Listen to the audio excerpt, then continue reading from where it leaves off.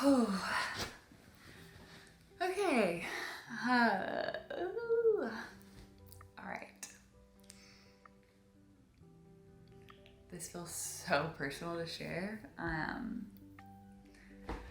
First and foremost, you guys, welcome back to our channel. Today it's just me, and to be honest, I really don't even know why I'm recording this or why I'm sharing this. I feel like the Lord wants me to, and so that's why, I guess. I'm gonna give you a little preface, a little backstory. As I'm recording this, we are nearing July, and for some reason, this memory keeps getting brought up. Like, I just keep remembering this moment in time, and I feel like the Lord wants me to share it. And the reason I say it feels really personal to share is this is actually like a note, almost like a journal entry that I wrote to myself when I was having a very, very down moment. That period of time, I had just moved from Florida to Los Angeles to live in the same city as Chad. And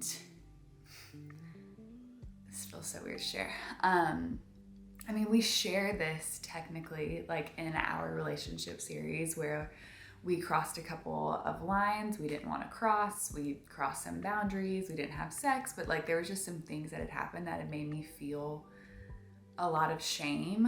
And I just remember I was on a flight, and even on the way to the airport before I wrote this note when I was on the flight, I was like, I couldn't even speak. I remember Chad asking me so many different times, like, what's wrong? Are you okay? And I'm like, I'm so off, but I really can't like formulate my thoughts right now.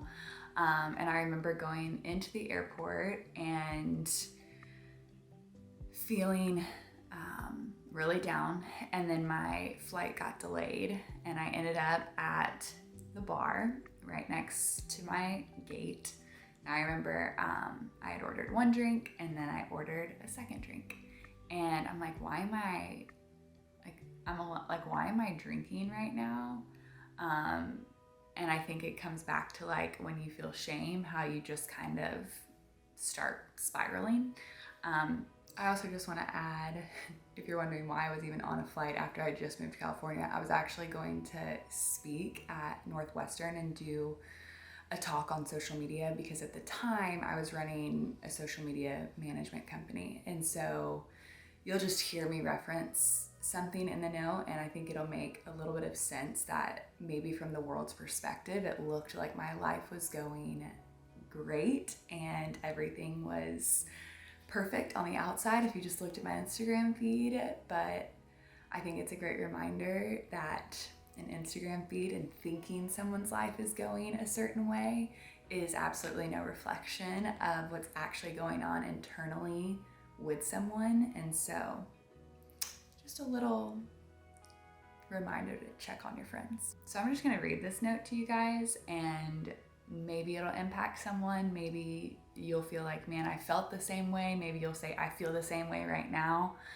and feel encouraged by it. I really don't know why the Lord wants me to share this. But here we go. July of 2018. Currently in the air again, just hanging out with my thoughts about 33,000 feet above the ground. It's funny, you know, the whole life thing. How am I doing? The world may think great, but do I?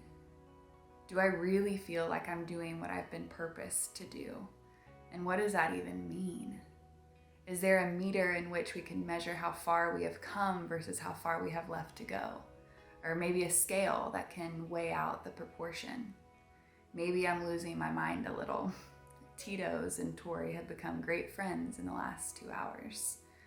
My soul is frustrated with the weight of sin and the pressure of the world. All I truly want is to be pleasing to the Lord. And even though His word says He sees me as pure, I have a hard time seeing myself that way. I feel unworthy, inadequate. At one point in time,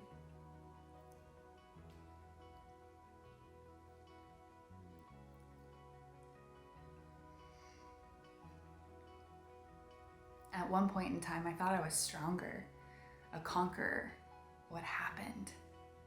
Why am I having this identity crisis of sorts? Where are my dreams? It seems like they are lost somewhere inside my head, hidden behind doubt and lack of trust in His plan. As much as I wish I could blame these thoughts on the alcohol, I think I drank because I was trying to get rid of them. But obviously that didn't work. Sometimes the thoughts we play hide and seek with catch up. They say peekaboo, and we freeze. No words come out. Frozen. Paralyzed. Cat's got your tongue? No. The enemy. The one who embeds these lies in your head like a sticky spider web. As much as you try to escape them, you just get more entangled in their madness. Sometimes you wish you could go back to your childhood, where you could just scream because you felt like it and cry for no apparent reason. But society says we should get it together, right? The career, the relationship, the savings account. Well, not me. This 25-year-old girl has no idea what she is doing. She does know who she loves, though, so at least she has that going for her. But other than that, only God knows. Fully relying on Him at this point.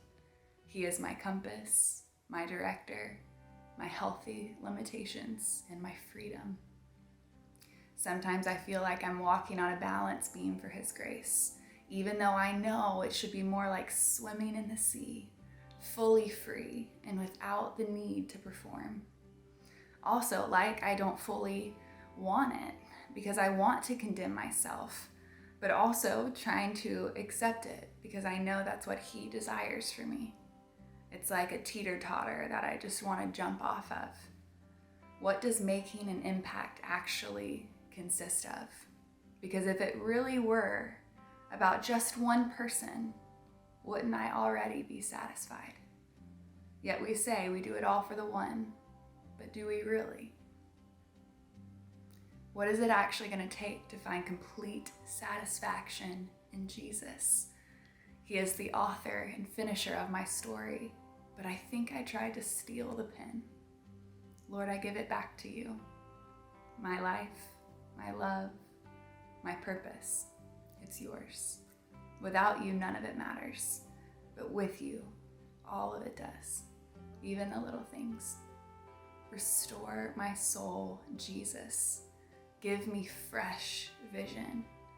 Open my eyes to what you are doing behind the scenes. Give me the backstage pass. I want to understand more than what appears on the screen, the final cut. I want to see you in my bloopers. You are not just the God of my victories, but you are also the God of my struggles. Meet me where I'm at, dear Lord. That was literally 5 years ago, almost to the day. And for some reason, I felt like the Lord wanted me to share it. It's crazy to kind of go back to that time. I mean, I remember looking out the window. I remember how I felt. And now looking and seeing what the Lord has done and how the Lord has healed some parts of me that were so broken and gave me fresh vision. And I feel so much more in purpose in this season. And honestly, like very much more like a couple months after that note was written, even weeks after that note was written, like to see what all God has done. And I think why I am supposed to record this and post this is because maybe there's someone out there right now who feels a lack of purpose. Like, what am I even doing? And why do I have no idea what I'm doing with my life? And hopefully it encourages you that God will use every single season of your life, and He's always doing something behind the scenes, and He will use your pain for his glory. Like he will make the broken beautiful. Like he truly is everything and brings meaning into everything. And so nothing that you're walking through is too big for him. None of the emotions you're feeling are too big for him. You can come to him, you can be honest with him. You don't have to put on this front like everything's great, blessed and highly favored. Like, let's be real with God. He knows. And what is real relationship? It's vulnerability, it's intimacy, it's feeling safe to express how you're feeling. And so maybe my encouragement to you today is to write your thoughts out to God. Truly tell him how you're feeling, because maybe 5 years from now you'll look back and you'll see how much God has done. I love you guys. Hope this was encouraging. See you in the next video.